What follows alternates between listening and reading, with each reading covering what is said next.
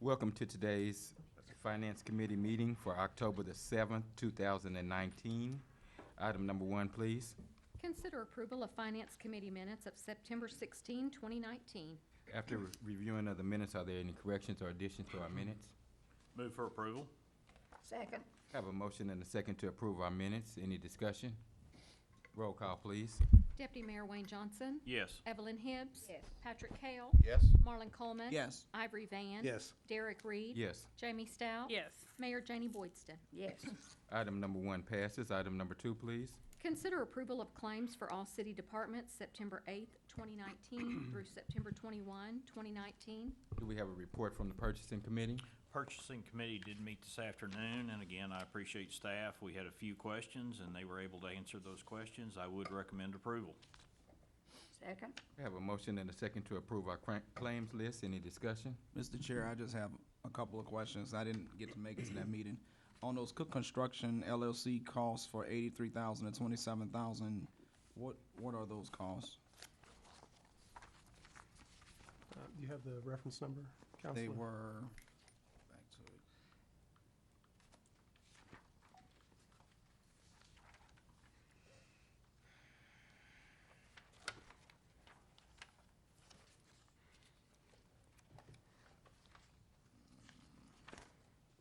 During Okay, the I see. committee meeting, we did not look up those related Yeah. projects. Let me pull them. Yeah, Cook is working several Projects. projects for us, so there's 21. 2103, 72.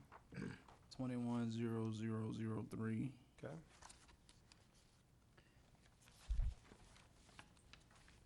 Because I know they got several out there. I just didn't know which of these to address. Counselor Coleman, I don't think we have that right offhand based off Okay. these numbers, but we'll be happy to get that for you. That'll be fine. And then the other one, only other one I had was on the 2 Blue Cross charters in the same month. I didn't know if that was normal or not. One was a 32,000, one was a 61,000.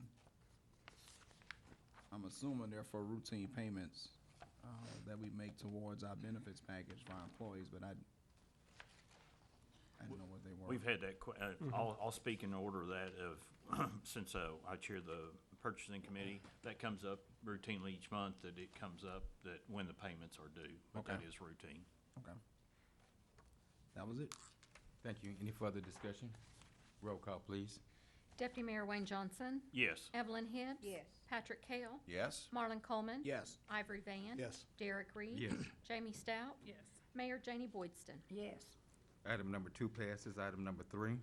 Consider approval of ordinance number 4079A, amending the City of Muscogee Code of Ordinances, Chapter 2, Administration, Article 4, Budget, amending Section 2-551, Definitions by modifying terms, amending Section 2-552, Restricted Budgeted Funds by providing for reserve account growth strategy, providing for repealer, severability, and setting an effective date, or take other necessary action. Mr. Miller?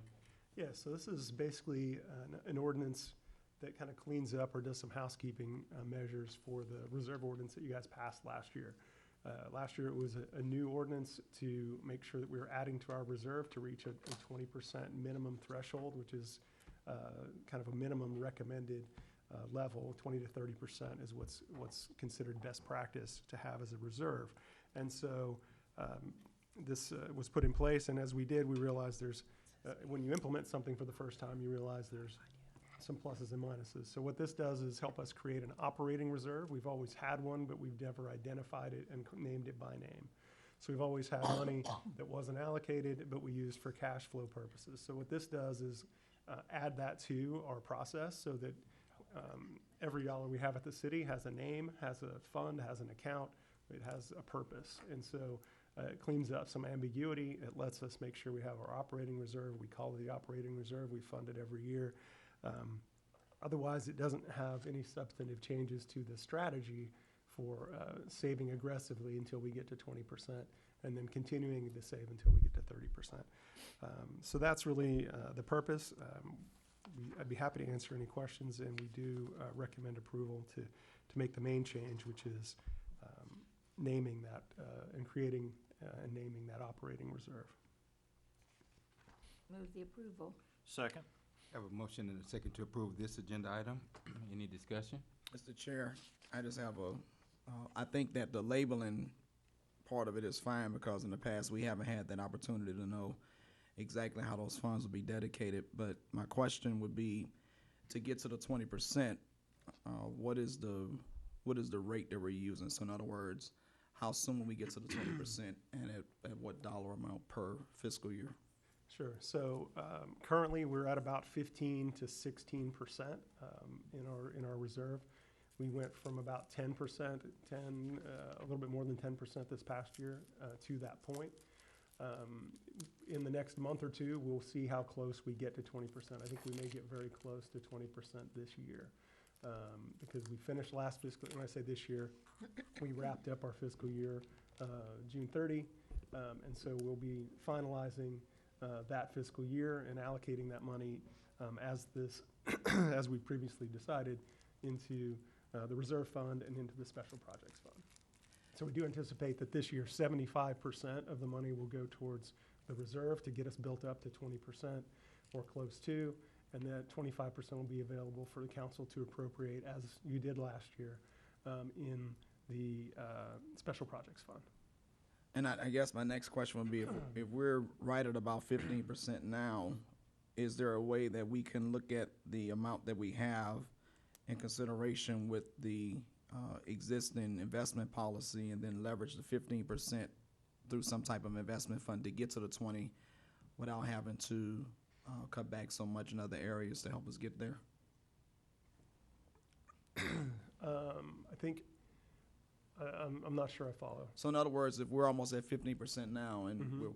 we're likely to get to 20% within this fiscal year, next fiscal year, is there a way to invest the 15% that we already have, similar to what we do with the foundation funds, to use possibly the interest that's generated from the 15% that we have to help us get to the 20% without having to make any other substantial or other deductions to get there?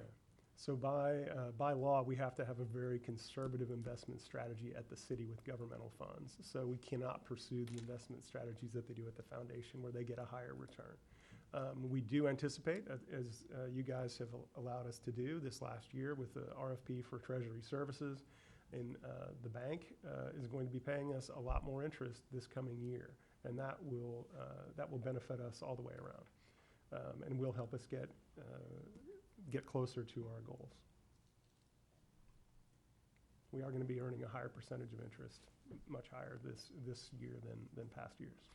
The problem with items like set-aside monies that have to be there for emergencies or what have you is that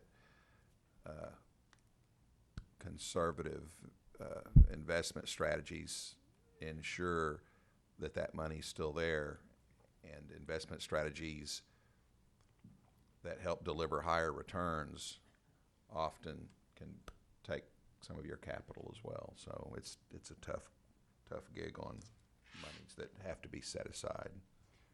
And I do need to point out that you guys, the city council has allowed and authorized us to spend money from our emergency reserves for our recently declared disaster. And so that our reserve balance may actually be going down, or it is going down until we replenish it, perhaps through the reserve fund process. But again, that's what it's there for, is for these disasters, and we need to replenish it so in case, if heaven forbid, a disaster following a disaster. So that is, I just want to keep that in mind, that even though we do anticipate being able to add to the reserve fund balance as we close out the fiscal year, that balance will draw down some as we pay out for our disaster relief. We hope at some point that money comes back in from FEMA reimbursements, but that will be further down the line.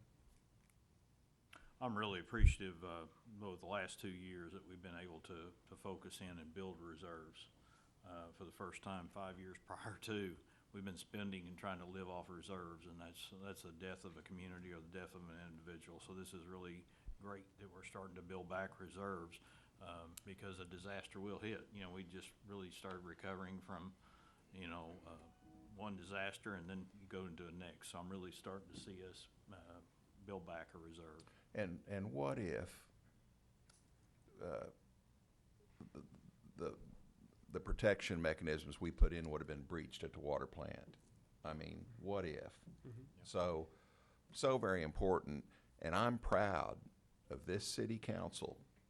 I'm proud of our manager, and I'm proud of our staff heads, the department heads that have, it's been painstaking to try to say, look, we need to be responsible, let's get responsible, and everybody's participated and done a good job.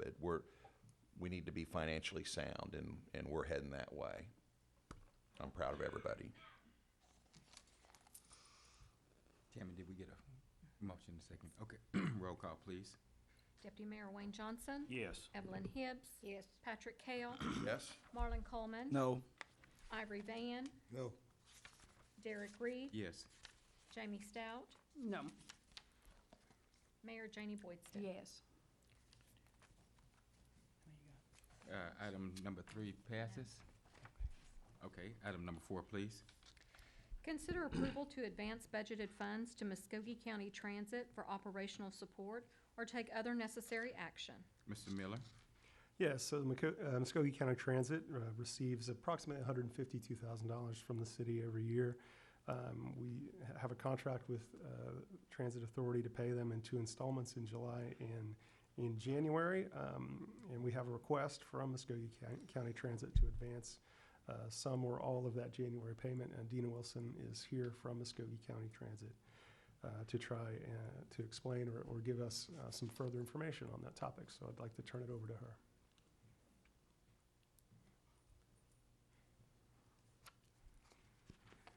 I'm asking that the council would advance half of the payment that's due in January.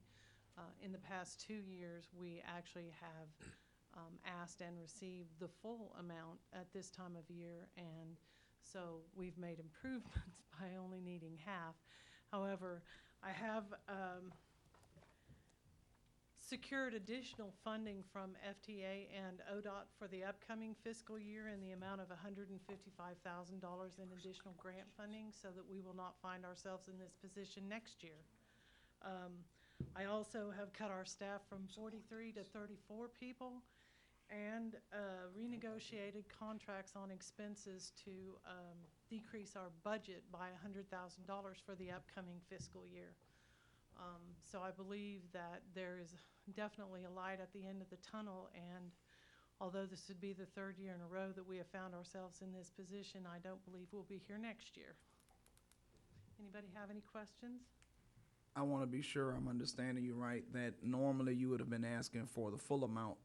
In the last 2 years, yes, the full amount was asked for and received at this time of year.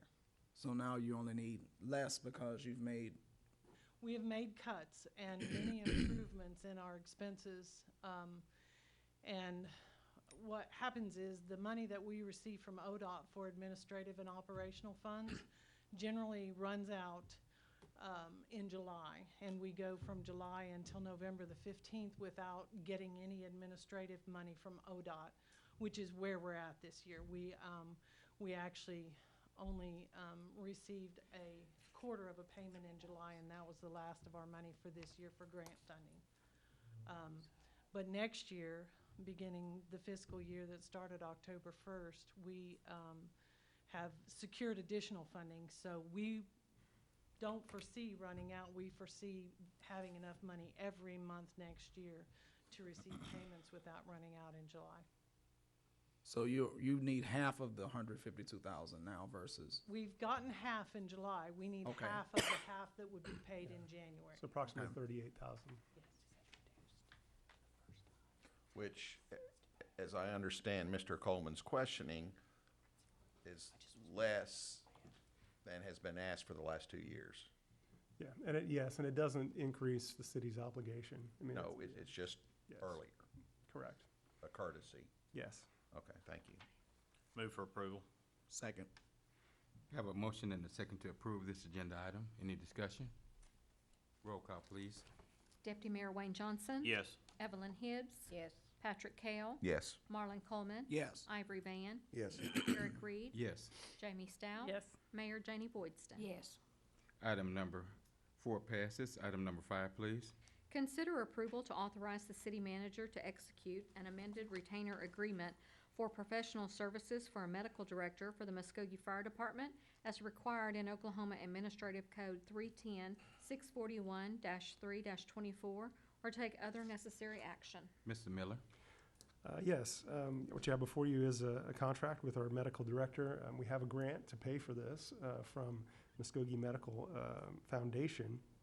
And then, but because the amount is more than $25,000 a year, we need you all to approve and ratify it. It's something that we have to have by law, to have a medical director for our emergency medical runs that our fire department makes, and so we do recommend approval. Move for approval? Second. Have a motion and a second to approve this agenda item. Discussion. Roll call, please. Deputy Mayor Wayne Johnson. Yes. Evelyn Hibbs. Yes. Patrick Kell. Yes. Marlon Coleman. Yes. Ivory Van. Yes. Derek Reed. Yes. Jamie Stout. Yes. Mayor Janey Boydston. Yes. Item number 5 passes. Item number 6, please.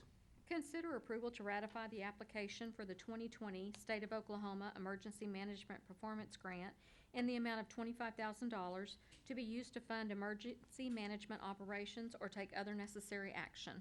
Mr. Evans. Hello. This is a reoccurring annual grant that the city receives. The EMPG grant is a 50% local, 50% state performance-based grant. It's based on the city's budget allocation to the Emergency Management Department. This grant is for $25,000. The monies from this grant will be used in furtherance of the emergency management operations for the city. The EMPG program encourages the development of a comprehensive emergency preparedness system for all hazards by the state and local governments. Last year, in fiscal year 2019, the EMPG program provided over $350 million to assist state, local, tribal, and territorial governments in preparing for all hazards as authorized by the Safford Act. This is part of that act. This was originally due September 30th. The state was a little restrictive on their timeline.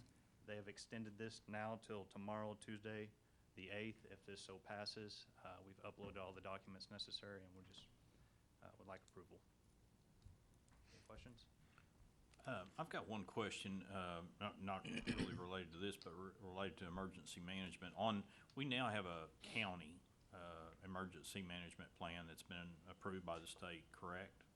They have their own hazard mitigation plan that we've adopted. The county has. We Yes. fall under their hazard mitigation plan. And it's been approved by the state. Yes, sir.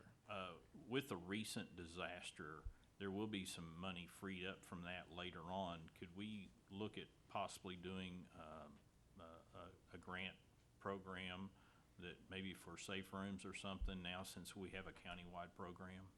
Sure, that's something we can definitely look into. I'm in close contact with their FEMA program delivery manager that is here. He'll be here till next June.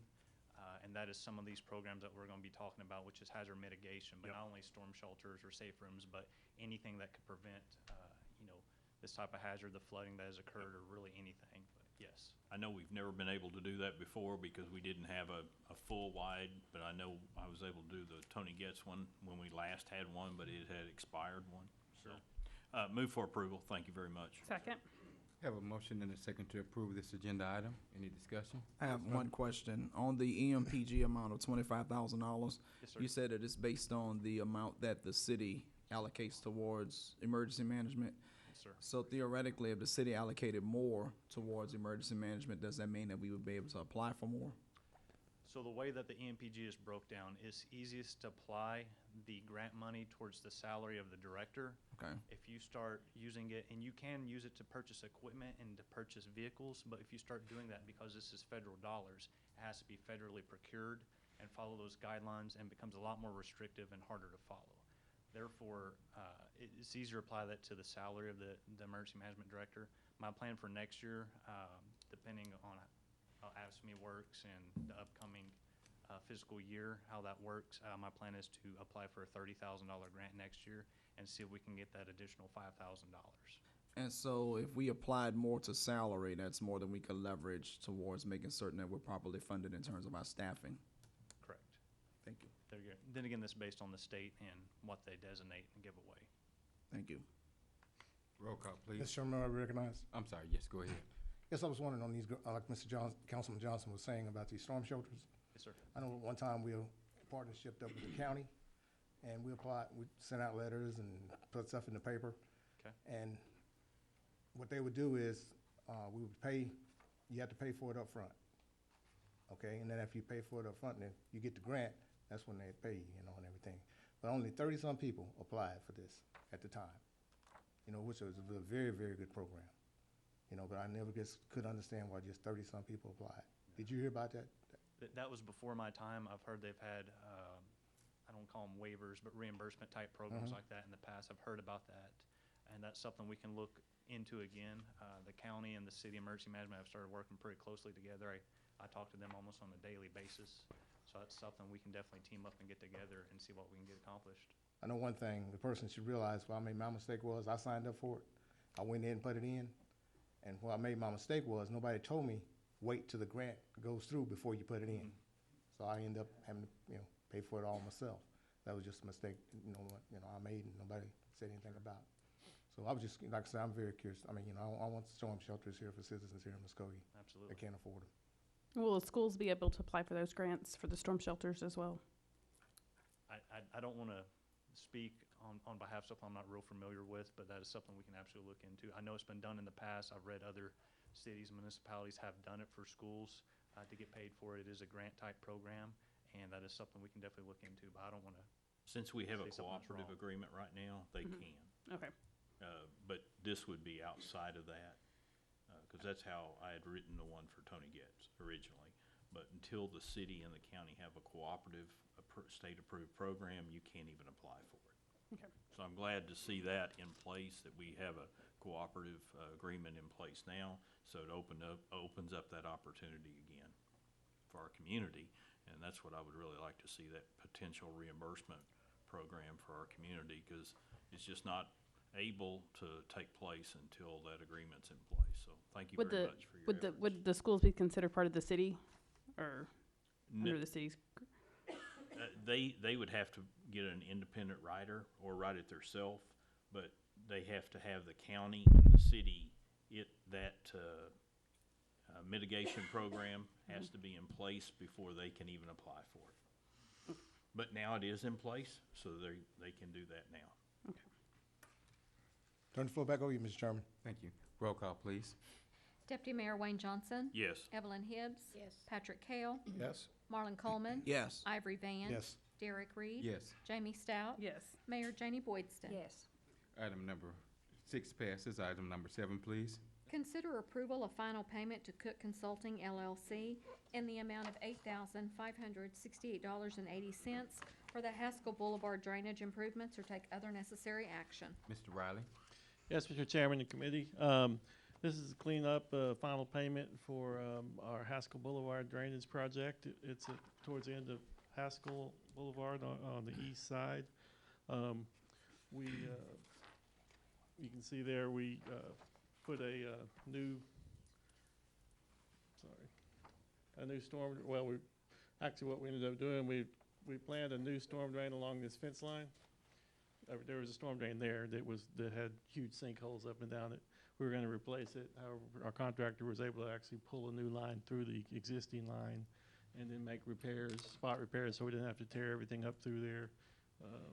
We didn't have to get into the swimming pool deck or anything, and then we repaired the back fence had sunk significantly, and it's all back level now. All the sides back in, and everything is acceptable to the city. Came in on budget, and recommend approval. When, I thought I'd looked at this a year or so ago. Was that barn, that gray barn? No, they were nice enough to build that right before we started. Between the time we put it out to bid and the time it started. Yeah, this is crystal clear in my head. Mr. Riley, what was the drainage capacity prior to the improvements versus what they are now that the improvements have been made? They're going to be, engineering-wise, they're going to be similar because we've got a smooth wall plastic pipe that is just slightly smaller than the corrugated metal that was there, which has more friction on the water. So we don't feel like we've lost any capacity. But I'm asking, we've improved capacity. No, it's about the same, but we fixed the problem with the sinkholes through there. And there's not really a flooding issue there. It was just that the old steel pipe had rotted out and was causing problems for the homeowners there. So the pipe size was sufficient, but the quality had deteriorated. Oh, yeah, the metal pipe had rotted out and it was an underground mess. Bad. Move for approval. Second. Have a motion and a second to approve this agenda item. Roll call, please. Deputy Mayor Wayne Johnson. Yes. Evelyn Hibbs. Yes. Patrick Kale. Yes. Marlon Coleman. Yes. Ivory Van. Yes. Derek Reed. Yes. Jamie Stout. Yes. Mayor Janie Boydston. Yes. Item number 7 passes. Item number 8, please. Consider approval of final payment to Cook Consulting LLC in the amount of $7,972.80 for the Port City Community Sidewalk, or take other necessary action. Mr. Riley? Yes, Mr. Chairman and committee, this is our sidewalk that was put in, primarily funded with the TSAT grant from Port City up to Quick Trip. This was completed actually $3,398 under budget, and is a great improvement for this part of the city, and we recommend approval. Move for approval. Second. Have a motion and a second to approve this agenda item. Any discussion? Yeah, Mr. Chairman, may I be recognized? Yes, sir. Go back to that first picture, please. Okay, right there where the sidewalk is going across the bridge, going back east, right through there, that's private property? What? Is that private property? You see how nice and pretty it's cut? Because it hadn't been like that all the time. It's been growed up. And, Yeah, property owners are responsible for mowing the right of way to the street. Some of it's not been mowed. We did mow that, so it could be all cleaned up and ready for this meeting. yeah, that's what I'm saying for this meeting. It looks good, like, where it is, but this is the second time it's been cut this year, I believe. Because I had some calls on it myself, and I told the people we would try to get it cut, and we did get it cut. But it looks much, much, much better. But when we get these projects like this pretty sidewalk, we need to think of ways that we can keep this beautification and get with these landowners and let them know they need to keep this property cut. Another thing is, I commend Mr. Thompson, Mr. Miller on this project here. Right now, before we got together, and the PublicWorks, and you too, Mr. Riley, we got together and we got them a light. I don't see the crosswalk, it's on down further east, but they got a light down across in case somebody's going across. Okay. Right there. No, that's not it. No, It's on down. Can't see it from on this picture. It's further down in the picture. And also, Officer Garcia with the Muscogee Police Department, he brought this to my attention also. And we brought it to y'all's attention. And I'd just like to thank everyone, like I say, Mr. Thompson with OG&E and everybody that was participating. Now when those people coming from the apartments are coming down, going back east at night, and they make that right turn, going to Quick Trip, they got a light they can see. That was a very safety violation right there. But I'm glad that we got them some light, and I hope they appreciate it. So I just want to thank everyone that participated in this project. So I'll turn the floor back over to you, Mr. Chairman. Thank you. Roll call, please. Deputy Mayor Wayne Johnson. Yes. Evelyn Hibbs. Yes. Patrick Kale. Yes. Marlon Coleman. Yes. Ivory Van. Yes. Derek Reed. Yes. Jamie Stout. Yes. Mayor Janie Boydston. Yes. Item number 8 passes. Item number 9, please. Consider approval of final payment to Cook Consulting LLC in the amount of $138,235.35 for the Muscogee West Side Collection System project, or take other necessary action. Mr. Riley? Yes, Mr. Chairman and committee, I'm going to take a little time to give you an update on the overall OWRB sewer loan projects. If you remember, we've got the lift stations 1 through 4, Junction Area Collection System, West Side Collection System, North Side Collection System, Northeast Lift Station Elimination, and then the Wastewater Treatment Plant Rehab. The four lift stations along the river, starting up here at 4, 3, 2, and 1. 1 through 3 are 98% complete, so we will be wrapping those up here over the next few months, and they're operational and working. And then number 4 is out at the port, and it is about 45% complete.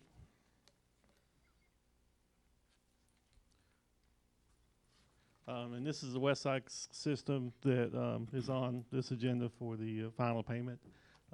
This one area here, it bid in June 7th, 2018, a $1.2 million project. It's complete. One section is along the this mobile home or trailer RV park. Okay, over off of 69, and we put a new gravity line through this section in here where we had issues with backups. That's another picture of the area along right under this road is where that new line is, or replacing an old line. Forest main, this is 69, the hotels. Forest main is running along parallel to this sidewalk that was replaced. It makes the corner at the walking trail and comes back to the neighborhood, and then it comes through this neighborhood. A lot of those streets, the force main was put through, it came out to Muscogee and was tied into the sewer out on Muscogee, and those streets were overlaid, so we got some new streets in there as part of this project. And again, that's the project it's on for final payment. And then we've got a project that just bid, which is actually the last one scheduled, is what's known as the North Side Collection System, which there'll be a force main replace Chick-fil-A's right here on this corner, and running this force main back across where we've had lots of problems, and then it turns back to gravity to correct the problems we've had in this area. Also, as part of this project, we have a severely clogged 27-inch gravity line, sewer line from Main Street over to Shawnee, and that's being replaced as part of this project. That's been bid, and work on that should start soon. And that's been a big problem. Yeah. Northeast Collection System, this is where we're taking 3 lift stations and making them into one, or putting them into one, which would be back behind Kurt's Mall back here.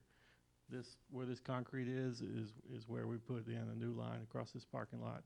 It was in very bad shape.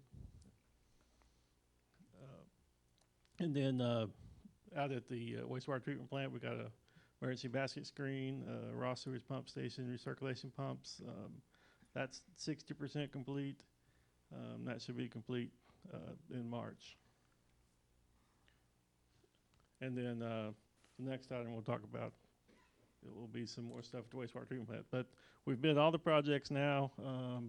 Overall, original budget was $27 million. After bids, we got very good bids on all the projects. So we're around $22 million. So we'll be either proposing more projects at the wastewater treatment plant as needed. A lot more have come up because of the flooding issue, but some of that will be reimbursed by flooding, and some have just exacerbated existing problems that need to be corrected.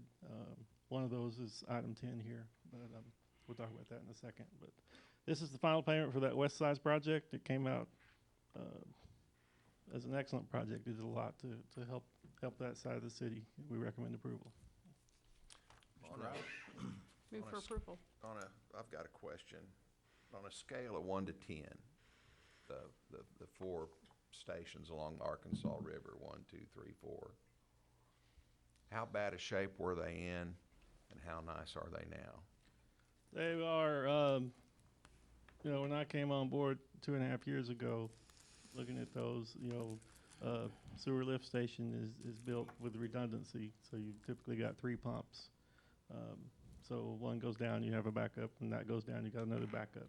We're basically at 1 pump in each one. They robbed parts off of each of the pumps to the point that we were on a shoestring there. So, and now all the redundancy is there, and we're putting together a maintenance plan to make sure we don't do what we've done in the past. So. And you talk about these emergency basket screens. Are these designed to catch some of those 100-year-old bricks that were coming out of those lift stations. Yeah, yes, we put a big basket screen. This is where a large line comes into the treatment plant. We put a large screen there, but all of the lift stations each have a screen in them too that we're gonna keep cleaning out, so that keeps the basketballs and the bricks and logs and railroad ties and things that are in our system somehow, and we can't figure out where, but. The reason I'm asking these questions is I'm really proud to have been a part of these projects. In particular, the stretch down the Arkansas River with the just, I'm gonna answer that question from a 1 through 10. I think we were a -2 and now we're a 12. Yeah. Thank you, Mr. Riley. Mr. Riley, on the sidewalk that is from the trail down to Military that was damaged or it had to be not damaged, but it had to be tore up to get the line in there. Has it been replaced or repaired? I saw a picture on here and it looked like partial. And last time I was through there, it was still not rideable. How about this or one? walkable. Yes, sir, that is it. I'll take a look and see if there's more repairs. You can see there's repaired spots right there and right there where Yeah, it's down at lighter. the bottom of it, I can see existing. It looks like some sections were not replaced and they may have been repaired, but it was not, there was unlevelness that it was not rideable or walkable. That's just an area that's used heavily by the connection of the hotels to our trail. You know, that's one of those connections to our trail. But that's been quite some time ago. Okay. And that's when a lot of it was out of place, but. I'll verify that and make sure it's in good shape. Appreciate that. Second? I have a motion and a second to approve this agenda item.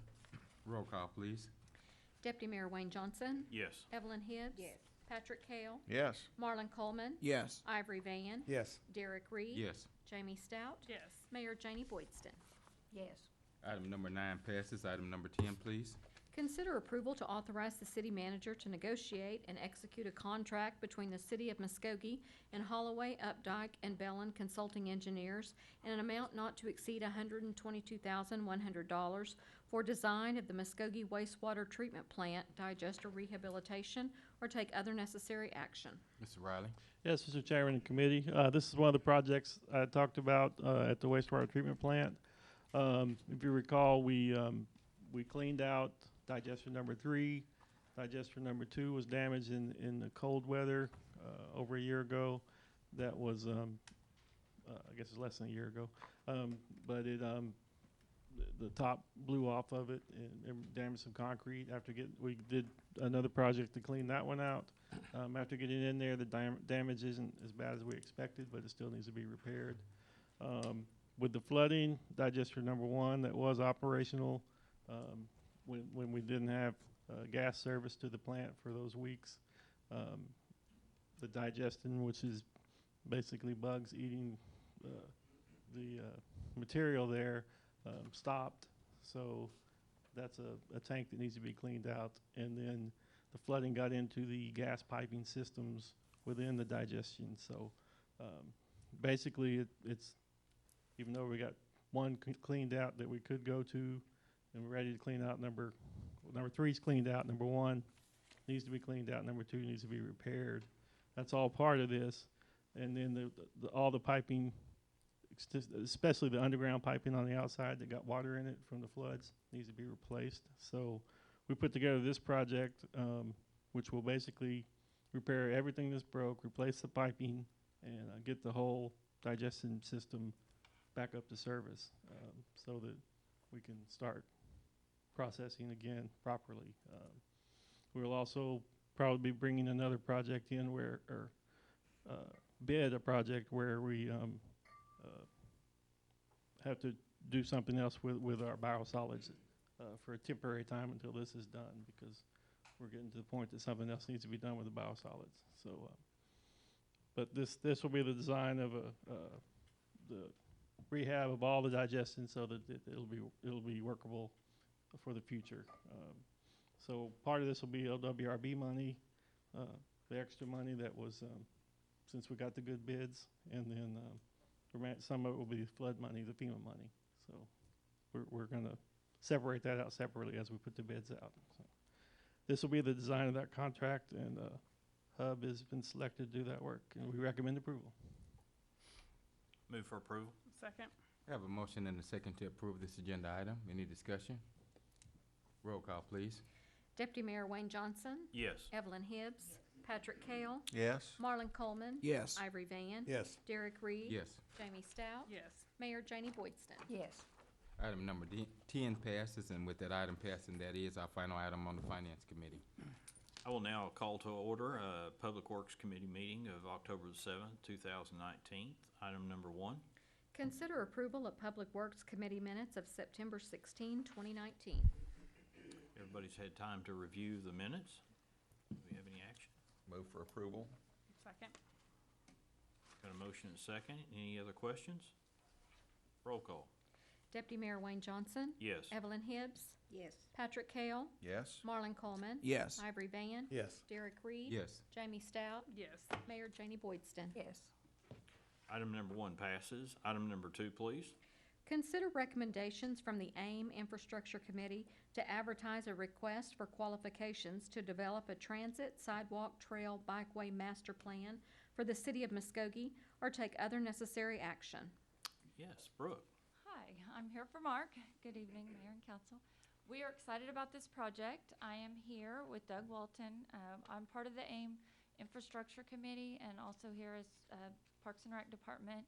We are excited for the opportunity to update our Master's Trails Plan, and there's a bigger picture, and that would include transit, sidewalks, and bikeways as part of that. And we would like to move forward and ask for your approval to move forward to ask or have recommendations for qualifications to work with a company to update the master plan. If you know, it's been since 2004 that we had a formal master plan for our trails.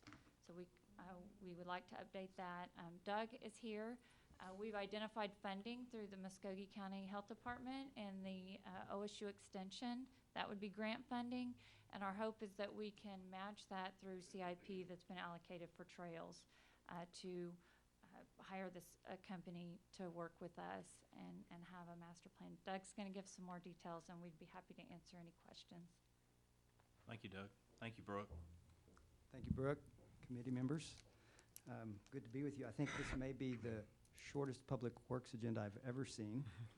And so I guess that means I get extra time? No, not really. That wouldn't be correct. I know. I know, I can be long-winded and I won't be. Really, I know several of you are aware of what we're working on with our AIM committee, but I also know others may not be, and I think the public might be interested as well, and a good chance to Absolutely. just kind of bring everyone up. So I do have some slides. You know, the Trails Master Plan was first created in 2004, and it's a great document. Our AIM committee, which started in really 2012, late 12, 13, that I've chaired since that started, the Trails Plan has been a big part of our efforts to really focus on trying to build that out. And are you advancing? You want me to? I can if you want, and then that way you don't have to bother. So the plan itself calls for over 52 miles of trail in the city of Muscogee. And that's all the solid lines that are going about all over the place. It also calls for over 15 miles of on-street bikeways. At the time that the original Trails Master Plan was created in 2004, there just wasn't much in place at all. And you can see there just basically the Hatbox Loop around Hatbox, counting the road, was just about all there was in terms of trails, and there was a little bit more that was proposed but not yet built, funded but not built. And so since that time, we've actually built quite a lot of trail, and the city's been aggressive about finding grant dollars, thankfully, to do that with. And this is a current map that our committee helped develop with the help of Jimmy Wood within GIS in planning to lay out where we have all the current trails. And this was just updated with the most recent edition of the Hatbox Loop Trail that kind of goes behind the ball fields. This map also, besides showing all the city parks, and this is available on the parks website, Trails page, and in hard copies at the Parks Department and Chamber and other places. It also shows the on-street bikeways in red that are thereabout on those streets. So that's where we have some form of kind of designated bikeway for people to ride their bikes on the streets. Things like the bike lanes on 7th and 12th Street, East Side Boulevard, and what we call sharrows or share the road signage and emblems on those other streets that are not really wide enough to accommodate a bike lane, but where, you know, it's still a kind of a connecting street that cyclists can use, has been sort of deemed appropriate for that, has enough width, and to remind motorists to be looking out for bicyclists. So we were aware of the plan and that a lot's happened since it was created and Parks' interest in updating it, but at the same time, our committee also became aware of some other related kind of opportunities with public transit in particular, Muscogee County Transit, a request from the council to consider looking at ways in which transit could perhaps better serve the needs of people getting to and from work, and what that might look like. Would that be, would likely need to be an extension of operation hours, would likely need to be an extension of days a week, right now just Monday through Friday, 8 to 5, and serving a lot of people, but to get people to and from work, that's going to have to look differently. So we also realize that every public transit user is in fact a pedestrian as well. Everyone who rides a bus has to get to and from the bus stop. And so if we're going to talk about where we're going to be adding bus stops and routes, we also should be thinking about, do we have safe routes for those folks to get to and from where they're going and coming from the bus stops? And then the trails are a part of that system, as are the on-street bikeways.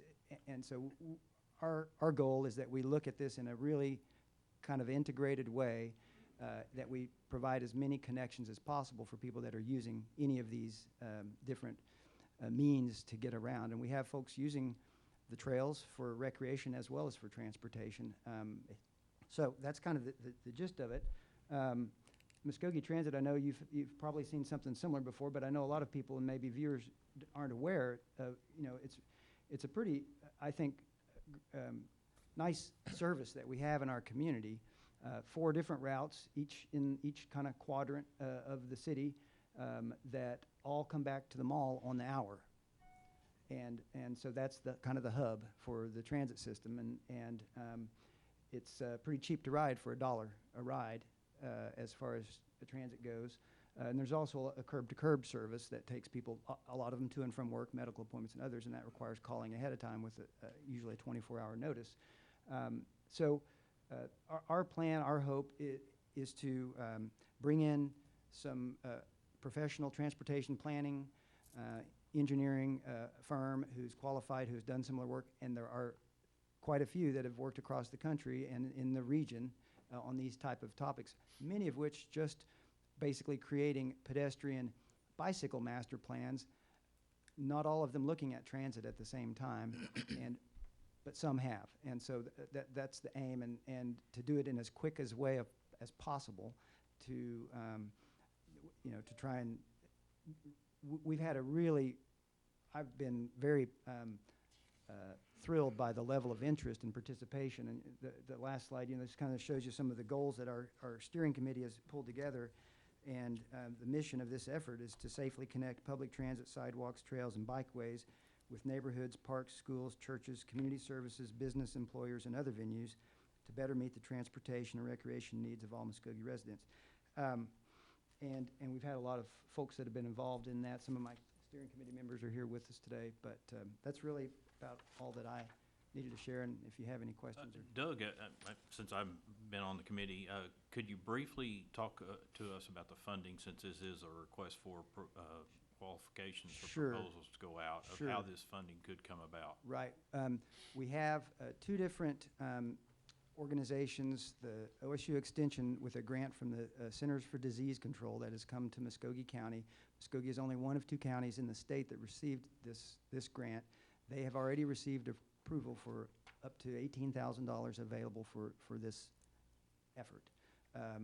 Our TSET Healthy Living program has budgeted $5,000 for this and are still awaiting final approval to use it for this, but believe that we'll receive that. And then we've also received the indication, and I think it may be in your background there on the fiscal impact, that Parks and Rec has at least that amount to match of those two entities from CIP, from capital improvement funds that are earmarked for trail improvement. Thank you very much. I've just been able to attend this meeting, been a part of this committee, and I just want to say thank you very much for your help and efforts, and really to everybody that served on this committee. If you want to talk about being proud of your committee, of your community, come to one of these committee meetings, and you see the police chief there, Rex, Mr. Cotton, the Public Works director there. You see everybody in a collaborative effort of how can we connect our community. And it's so easy for a community to go, no, this is not my job, no, this is not my job, but yet you see everybody at the same table of how can we connect our community. So I'm excited about this project. Thank you. Thank you very much. Any questions from the committee? Doug, what's the timeline in terms of applying for the grant and then when we might setting out the request for proposals and then finding out how we can get started? Right. Well, I think upon your approval, the request for qualifications, it has already been drafted and is kind of waiting there, ready. So I think it could go out as soon as that needs to move through that process, soon, I think. I believe the timeline on that is to allow them between 3 and 4 weeks to submit their statements of qualifications to show that they are interested and capable of doing this work. I believe the city then has, I think, 30 days, if I'm not mistaken, give or take, from my understanding, to choose and select, and then at that point enter into the negotiations or whatever with the firm that's selected. Yeah. And then from that point, I mean, I think I would love to see something happen in terms of some quick action within a few months. I don't know what's realistic to expect. I think we're going to need some of that professional insight as to what is realistic to try and do this within. We know there needs to be some surveying of employers and employees about things like shifts and people in need of transportation assistance, and thinking geographically about where those entities are that need assistance with transportation. That'll take some time. We want to survey the public about their needs in terms of sidewalks and trails and bikeways and what it is that's important. And I know that other communities have done sort of what you call a sidewalk pedestrian sort of network analysis, which is really just aerials of sidewalks. Where have you got them? Where do you not? What are the most critical linkages and connections that we don't have that need to be? And then this plan would really, what we're imagining is sort of a prioritized list of projects that would entail transit and trails and sidewalks and bikeways, kind of hitting the most critical ones first with some step-by-steps and some funding options to proceed on. And I'm assuming it'll address issues like the crossing at 40th and Muscogee, 40th and Broadway in particular, which we've been told are two of the most dangerous crossings, not just in Muscogee, possibly in northeast Oklahoma. So I'm sure they'll address that as well. Yes, we have a long list and growing of, how do we phrase it, street and intersection improvement priorities that we've already identified. I don't know, there's at least 20 or so on our list that we've got, and we know there are more. So that's a part of this process, is getting that list filled in. And I see others every day, honestly. And it's you know, it's no fault of any one in particular. It's just not having really put all this together. But you know, when you are a pedestrian and not a driver, and you're walking down a block across an intersection, it's an entirely different experience. It is not the same as driving in any way. Right. And until you're walking a section of street, you really don't see it. And you know, just one example, just right down the block, the street light at it would be 4th and Columbus by the Civic Center and the big parking lot right there. It's on a loop setup, so there's no timer. It just stays red until a car comes up. And so if you're a pedestrian at that intersection and you don't have a signal, well, you're waiting until a car comes up to cross it. And so it's one that would be probably a pretty easy improvement to add a pedestrian signal, or to, say we got a pad here so that it jumps in that loop. But those are things that cost money.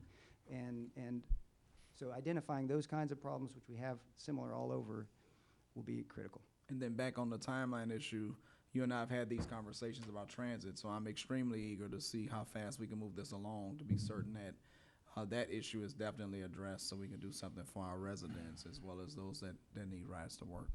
Move for approval. Other questions? Second. Yes. Yes. No, I just second. May I be recognized, Yes, Mr. sir. Chairman? Doug, could you go back a couple of slides? Sure. Right there. Okay. Okay. But I'm all in favor of sidewalks. I've talked about sidewalks since I've been up here. I've heard you. You've heard me. Now, right here, this first picture, where it's, you know, with the lane, bike lane. Right. I trust that lane right there. But these others over here, I wouldn't ride my bike on a small street like that. Especially right here where the bike sign is, share the road to road. No, I wouldn't do that. I do understand. No, I that's, do. that right there is looking for an accident to happen. Well, I can already see it. I totally hear you. I do. I ride my bike on those roads several times a week, and I do feel comfortable doing it and confident, but I know many don't. The bike lane, for sure, is a better protection. No doubt about it in terms of having a separation between the vehicles and the bicyclists. And the more separation, the better. In other communities, you see things that are sometimes called cycle tracks, where you actually have the bike lane, and in between the bike lane is some kind of bollard, some kind of marker or delineation. Sometimes it's actually parking in a lot of big cities, parallel parking between traffic and the bike lane. It's different, and we don't have anything like that here. Tulsa has a street or two like that. But there are, you know, everyone that rides a bike has a different level of comfort. And I've ridden most of my life and have commuted to work for 3 decades. And so I'm comfortable riding on busy streets, and I pay attention to what I do. I don't swerve unexpectedly. I follow the rules. I stay as far to the right as I can. I get the whole lane if I need it, but I don't usually. I'm mindful of how motorists perceive me as a bicyclist, and I don't do things to cause trouble. But everyone rides differently, and there are a lot of people that ride, maybe they're not as informed and they don't have as much experience, and they wouldn't feel as safe. Unexperienced. Now, if you, I'm not from, I ride a bike sometimes, but I go out on the trail, you know, and ride the bike. Yeah. But if you're riding this bike right here next to this white truck, which way would you be riding? Oh, I would be riding with traffic. The rules of the road are that as a bicyclist, I have to follow all of the same rules as a motor vehicle, and so in order to do that, I've got to be on that same side, and so I can stop at a stoplight and stop at a stop sign and turn right safely, and then if I have to turn left, I have to get out there and put my hand out and let them know I'm about to turn left. But you know, you do have to, as a bicyclist, you have to, and we've tried our best to inform, you know, cyclists of that. And it's in our trail map. It has the hand signals there. It's on the nice sort of share the road flyer that went in the water bill back in the summertime that the AIM committee developed. But it's an ongoing challenge to educate people, especially that are just learning to ride, about these kind of things. Because I know myself, if I was riding, I wouldn't be riding right along with that truck. I want to, instead of a vehicle behind me, Right? and hit me, I'd rather be looking at that vehicle, okay, I can kind of get over. I want to be looking at that, you know, that'd be me. You know, if I break the rules, I just have to break the rules. I understand. You know, that's just Yeah. me. But I'll turn the floor back over to you. Thank you, Doug. Thank you, Doug. You're welcome. Thank you. No, Leave manager, seeing you riding my kids. Yes, I just, I know we have a motion in a second. I also wanted to say I'm going to take as direction to staff, unless you consider otherwise, for me to work out an agreement with these other parties for the funding, to make sure that that's all combined, so that as we get the RFQ back, that we will have an agreement in place for the funding as well. And we really won't know what that funding is until we get that RFQ back, so we do appreciate the guidance of the manager on that. Mr. Any John- other questions? Yes, sir. This doesn't have any to do with thing with Doug, but I'd like to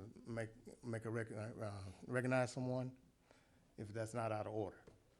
In regard to this item? No, it's just recognize someone that contributes a lot to our city, and they come up here tonight they've never been to city council before, and I was just gonna recognize them. I can do it under the 3 minutes, before Yeah, the 3. let's do that, Okay. because it really needs to pertain to this item, Okay. if it's pertaining to this item. Roll call? Deputy Mayor Wayne Johnson. Yes. Evelyn Hibbs. Patrick Kale. Yes. Marlon Coleman. Yes. Ivory Van. Yes. Derek Reed. Yes. Jamie Stout. Yes. Mayor Janie Boydston. Yes. That would conclude the Public Works items for tonight, and we have two signed up to speak to non-agenda items. First would be Derek Reed on milling of streets. Thank you, Mr. Chairman. Derek Reed, 550 South 7th Street, Muscogee. I, first of all, would like to say, this is normally not my process as far as signing up on a non-agenda item, but there's very much urgency for the manner in which we are about to discuss. Few months ago, we entrusted our voters into going and passing our CIP, and one of the things that we prided ourselves on was being able to improve the streets. Unfortunately, I come to address an unacceptable process of which we are taking to get to this matter, and that is the process that we are faced with at the current moment. There is sometimes disadvantages from going first. So Ward 3 was the first to go, and so I'm just sending out warning signs. Hopefully, what I'm addressing today is not a construction company, a subcontractor. I'm just talking about the process. And what we've done is we've milled the streets, getting ready for the overlay. And in milling the streets, it's been over a month, and there are streets that were in way worse condition due to the milling than it was, before we even discussed the street process. So, just to use it as a sign of caution when we go into our next phase, let's look at the process. It's unacceptable to leave a street unmilled, milled for over a month, and it's been over a month. Some of the streets in my ward have been milled for over a month, and there's a deadline that we had to extend because of products being lost in the flood. I can understand all that, but I don't even see where they're gonna make it to this 21st deadline. So, it was urgency because of the calls that we've received. We did address the manager and tried to get this as an agenda item, but we were put off until the 14th, and so it's a matter that is consistent as far as on our request from our citizens, and so that was what I just wanted to say. I just wanted to raise awareness to the process. We can't mill streets and leave them for months at a time. Thank you, Mr. Reed, for your comments. Our second person signed up to speak is Mr. Ivory Van. Yeah, Mr. Johnson, I'd like to, before I get started with what Councilman Reed is talking about in our ward, like I said, I'd like to recognize someone tonight, if that would be okay. Yeah. And don't take any time away from me. It would be the same item. Sure, go ahead. This is not the same, all I'm saying is, okay. This is not the same item, and my time's already started. Yeah, go ahead. I ain't even gave my name. I think you need to restart that clock. If you would restart the clock. I can make a request, I'll tell you what I'll do. Can I request for 5 minutes? Yes, sir. Okay? I have a motion. I move for approval. Second. Got a motion and a second for additional time for Mr. Van for 5 minutes. Leave the clock on 5. Hold on, I'll need to make a vote. Oh, okay. just Okay. let us proceed with there is formalities. Not trying to do anything wrong. We're just trying to obey the rules. I got you. Okay? I have a motion and a second. Any questions from any of the committee members? Roll call. Deputy Mayor Wayne Johnson? Yes. Evelyn Hibbs? Yes. Patrick Hale? Yes. Marlon Coleman? Yes. Ivory Van? Yes. Derek Reed? Yes. Jamie Stout? Yes. Mayor Janie Boydston? Yes. Mr. Van, you have 5 minutes. If you would start the timer now. Ivory Van, 4338 Columbus Street. First of all, before I get started with my other presentation, I'd like to recognize Ms. Toombs from OG&E. Would you please stand? She's a new person at OG&E here in Muscogee. Her and her husband, I met them, and she's on the Salvation Army board with me. And I'd just like to welcome you to the city, to the Public Works meeting. I thought you would come to city council, but we all city council. So welcome. So what I would like to say is, I'm in Ward 3 too. And these right here, I used to have to do this when I used to stand right there, but I didn't think I'd have to do it up here. You see what these two are right here? These are two pacifiers. Binkies. Yeah, binkies. These pacifiers, I feel, that this street and mill and overlay, those contractors has pacified us. They've pacified the city council, and they've pacified our citizens and our constituents. I'm just like Councilman Reed. This shouldn't have took this long. One excuse after another, one excuse after another. We know we've had this problem before with these contractors, but we still use them.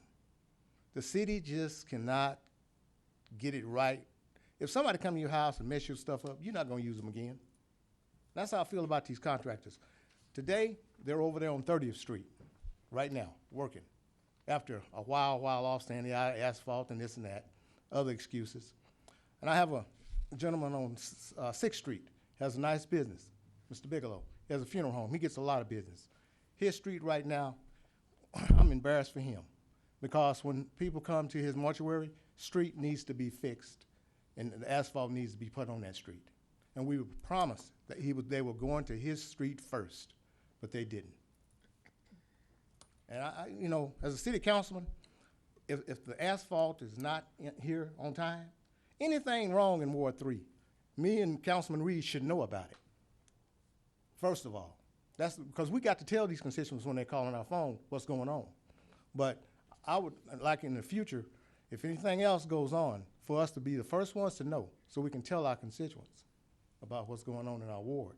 Because they look at it, you know, as us, as leaders in our ward. And if we're not leaders in our ward, and we're not telling them what's going on, they don't want us back. Because I know when a contractor comes to my house and do something wrong, I do not want them back. I only have to learn one time. That's it. So Councilman Reed, like I said, I'm glad you said something about this, because if we don't speak up, it ain't gonna get done. And I wish those contractors right here were sitting in this audience right now tonight. And y'all know I'm right, because they have done work for us in the past and has messed things up and delayed us. This ain't the first time. And what makes it so bad, they're gonna get 24th Street. That's another project we're gonna have problems on. Let's try to get a contractor in here, I mean, that can really do the job and do it on time and don't give us excuses. So, like I say, I am tired of being pacified.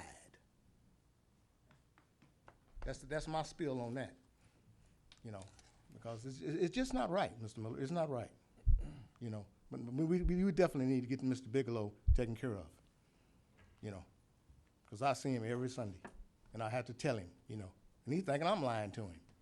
I don't like to be looked as lying to someone. My word means something to me. When I tell somebody something, I mean, I want it to be true.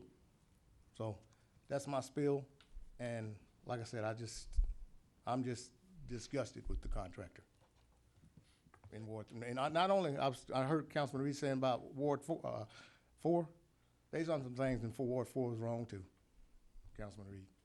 But we got the brunt of it now in our ward.